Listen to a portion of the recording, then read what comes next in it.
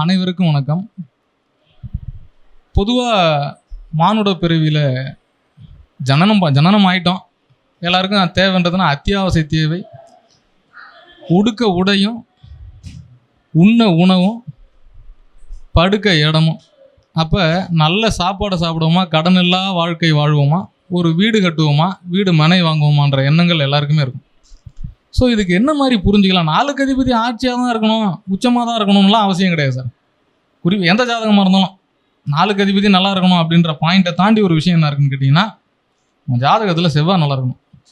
செவ்வான்றது பூமி காரகன். எப்படின்னா, ஒரு ஜாதகத்தை எடுக்கும்போதே பாவக்காரகம் கிரகக்காரகம் ரெண்டாக பிரிச்சிங்க. அப்போ 4ஆம் இடத்துல ஒரு ஜாதகத்தில் செவ்வாய் இருக்குன்னா அடித்து சொல்லுங்கள், காக்காணி நிலமாச்சும் உனக்கு இருக்கும். அதில் நீ பயிர் செய்வ, நீர் இருக்கும், வயல் இருக்கும், போர்வெல் இருக்கும்.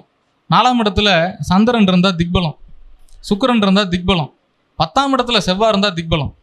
அப்போ 10ஆம் இடத்துல செவ்வாய் அமைய பெற்று 4ஆம் இடத்துல சந்திரன் இருக்கிறவனுக்கு என்னாச்சு? அந்த பூமிக்காரகனாகிய செவ்வாய் அசட்ஸ் அப்படின்ற 4ஆம் இடத்தை, அசையா சொத்துன்ற இடத்த பார்த்து சந்திரனையும் பார்த்து நல்ல நீர்வளம் மிக்க போர்வெல் இருக்கிற தோட்டம் துறவை கொடுத்துருவான்.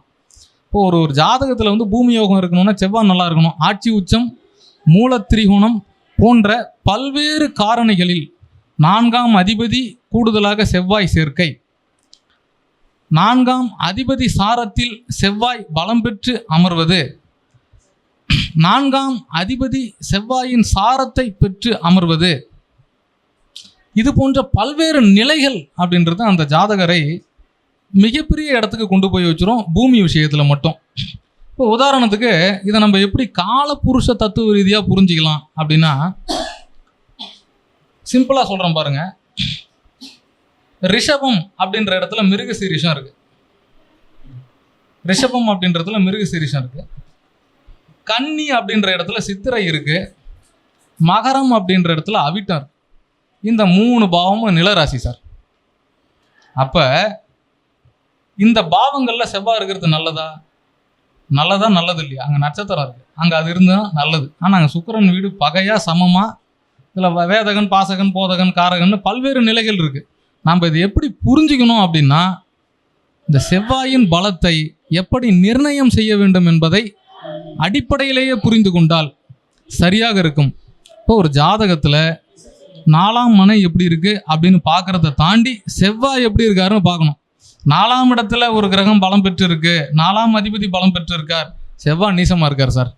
அசட்ஸ் இருக்கும், இவன் பேரில் இருக்கார். பூமி இருக்கும், இவன் பேரில் இருக்காது.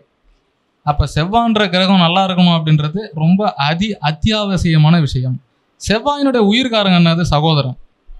சரியா? இப்போ செவ்வாய் ஒரு ஜாதகத்தில் நீசமாக இருக்குன்னு வச்சுக்கோங்களேன். 4லே போய் நீசமாக ஜாதகத்தில் எங்கே நீசமாகும்? 4ல் செவ்வாயினுடைய நீச வீடு கடகம். அப்போ அங்கே சனிசாரம் இருக்கா? ஆனால் அவன் வீட்டில் தான் உச்சம். நீசம் போனாலும் மகரத்தை பார்க்கும். நல்லா பாருங்கள், மேஷ லக்னத்தில் பிறக்கிறதா நீங்கள் கனெக்ட் பண்ணீங்க. இவன் சம்பாரிச்சவனா சொத்து வாங்குவான். இவன் சொத்து இவனுக்கு இருக்க சகோதரன்ட்ட இருக்கும். இவ்வளோ தான் சார் ஜோதிடம். மிக்க நன்றி. மற்றொரு பதிவில் சந்திப்போம்.